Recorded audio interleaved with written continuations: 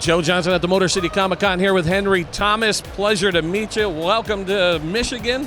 Thank you.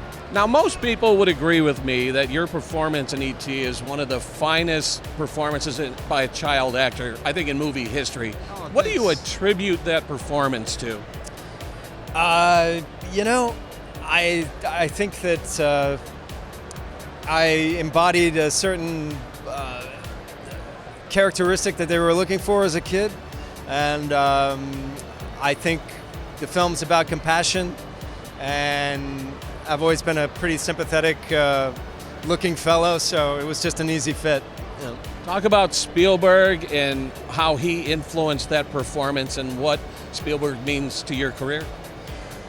Well, I mean, E.T. was such a huge success at the time in 82, 83. And it was number one at the box office for 10 years, only surpassed really by Titanic. In terms of making me kind of like a household familiar,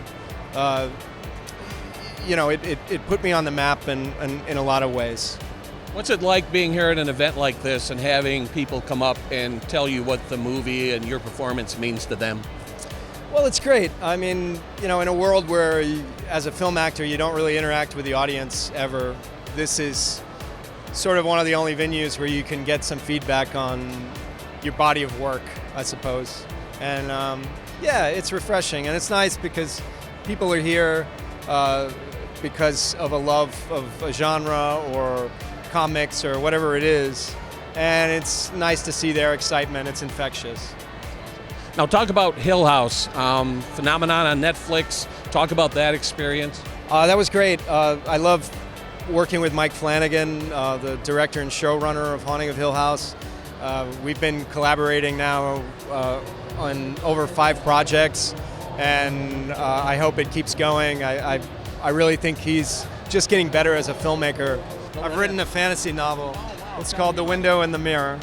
And if you like high fantasy like Lord of the Rings or Game of Thrones, it's right up your alley. And you can buy it on Amazon, or if you come to the conventions, I have it at my booth and I will sign it and sell it to you, all in one place. And would you like to see it adapted to film or television? Yeah, it would be great. Right now I'm just concentrating on writing the rest of the series, but yeah, that's the goal, is to sell it as an intellectual property. You have a number of titles in mind. How long do you want the series to go? It's outlined as a trilogy, but it may become a quartet as I'm writing the second book and it's kind of spooling out of control.